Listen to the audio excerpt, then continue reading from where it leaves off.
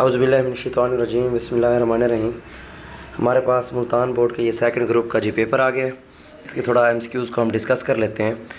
First group में जो हमारे पास एमसीक्यूज़ आए थे, हर दफ़ा की तरह से कोई एक आधा एमसीक्यूज़ ऐसा होता है जो थोड़ा सा रिव्यू एक्सरसाइज से हट के होता है। तो बहरहाल वो भी इतना मुश्किल नहीं था, ईज़िली वो पिक हो सकता है। तो सेकेंड टाइम के हमारे पास ये एमसीक्यूज़ हैं। तो पहला हमारे पास एमसीक्यूज़ है जी, if X 0 0 Y then X Y is equal to. तो इसका मतलब है यहाँ से पहली वैल्यू x है और राइट साइड से पहली वैल्यू 0 है, तो x इक्वल टू 0 और y इज इक्वल टू 0। तो ये हमारे पास ऑप्शन नंबर जो डी नज़र आ रही है, आपका ऑप्शन नंबर डी आ जाएगा। सेकंड है जी, mid points of the point 2 -2 and 2। तो मिड पॉइंट का formula x1 + x2 divide by 2 y1 + y2 divide by 2। तो ये हमारे पास 2 - 2 0, तो ये 0 0 आ जाएगा, ऑप्शन नंबर ए। फिर है जी हमारे पास थर्ड है कि अ रे हैज़ डैश एंड पॉइंट। रे का जो है हमारे पास एक एंड पॉइंट होता है, ऑप्शन नंबर सी। फोर्थ है diagonals of parallelogram divides the parallelogram into dash triangle. तो ये हमारे पास आ जाए जी, टू ट्राइंगल्स में उसको कन्वर्ट कर देता है। अगर यहाँ पर डायगोनल की जगह पर डायगोनल्स होते तो फिर इसका मतलब है दो डायगोनल्स एक पैरेललोग्राम के चार ट्राइंगल में कन्वर्ट कर देते हैं। फिलहाल डायगोनल है, इसका मतलब एक वैल्यू है, तो ये हमारे पास ऑप्शन नंबर बी आ जाएगा। फिर हमारे पास है जी ये हमारे पास ऑप्शन नंबर बी। उसके बाद है जी fifth, the right bisector of the sides of triangle. तो ये हमारे पास होती हैं जी कंकरेंट, ऑप्शन नंबर डी।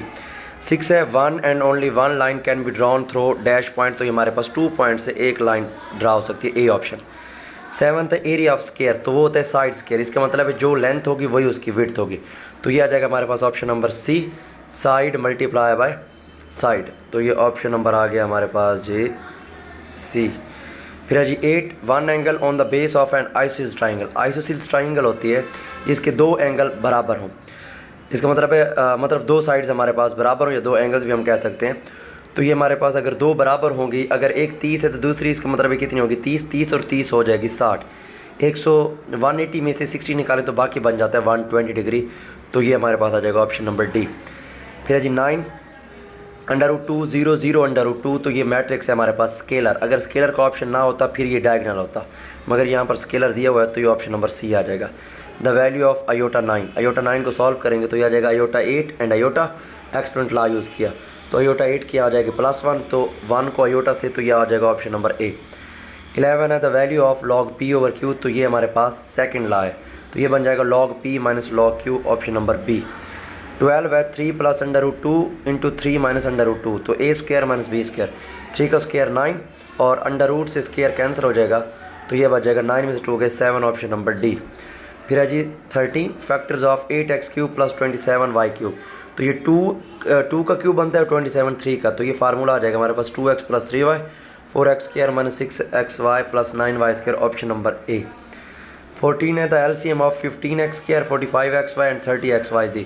तो एलसीएम होता है common multiply by non common, तो ये ऑप्शन नंबर आ जाएगा बी।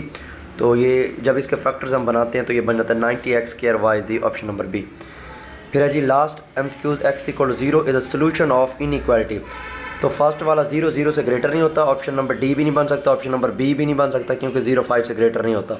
सी में अगर x की जगह पर 0 रखें तो 0 वाकई -2 से बड़ा होता है। कोई भी पॉजिटिव नंबर या न्यूट्रल नंबर नेगेटिव नंबर से हमेशा बड़ा होता है, तो ये आ जाएगा ऑप्शन नंबर सी। तो ये हमारे पास ये एमसीक्यूज़ थे। तो इसका बाकी पेपर मैं अभी शेयर कर देता हूँ। तो इंशाल्लाह नेक्स्ट पेपर तक जो है वो आप विज़िट करते रहिएगा। हर पेपर फर्स्ट टाइम वाला इंशाल्लाह मैं इस पर अपलोड कर दूँगा। तब तक ले इजाज़त दीजिए। अल्लाह हाफिज़, अल्लाह निगहबान।